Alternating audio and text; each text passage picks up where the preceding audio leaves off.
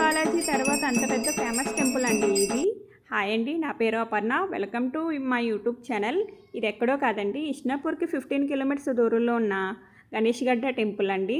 ఈ temple special ఏంటంటారు, వినాయకుడు సింధూరంతో కప్పబడి ఉంటాడండి. అలాగే ప్రతి సంకటహర చతుర్దశికి కూడా వినాయకుడు 1 ఇంచంటూ పెరుగుతాడంట.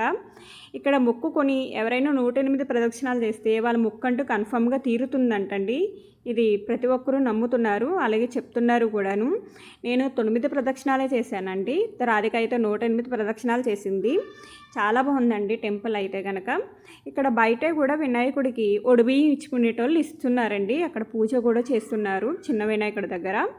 లోపటేమో గర్భగుళ్ళు పూజలంటూ చేస్తున్నారు. మాకు దర్శనం అయితే బాగా అయ్యింది.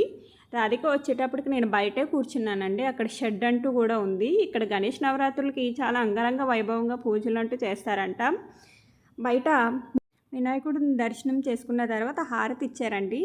చాలా బాగా జరిగింది మా దర్శనం అయితేను. తర్వాత నేను బయట కూర్చున్నాను. అక్కడ ముడుపులంటూ కడుతున్నారు ప్రతి ఒక్కరు కూడాను, మొక్కుకున్న వాళ్ళు, పిల్లలు పుట్టలేని వాళ్ళు, ఇంకేదైనా మొక్కుకున్న వాళ్ళు. వినాయకుడి పక్కనే శివాలయం కూడా ఉందండి. అక్కడ కూడా దర్శనం చేసుకొని బయట కొబ్బరికాయ కొడుతున్నారు. ఇక్కడ ప్రతి మధ్యాహ్నం అన్నదానం అంటూ పెడతారండి. అన్నం, పప్పు, కూర అనేది. ఎవరైనా హైదరాబాద్ దగ్గరలో ఉంటే టెంపుల్కి కన్ఫామ్గా వెళ్ళండి. చాలా బాగుంది. నాకైతే రీసెంట్ టైంలో బాగా నచ్చింది టెంపుల్ అనేది. ఇలాంటి మరిన్ని వీడియోస్ కోసం నా ఛానల్ని ఫాలో అవ్వండి, సబ్స్క్రైబ్ చేయండి. బాయ్.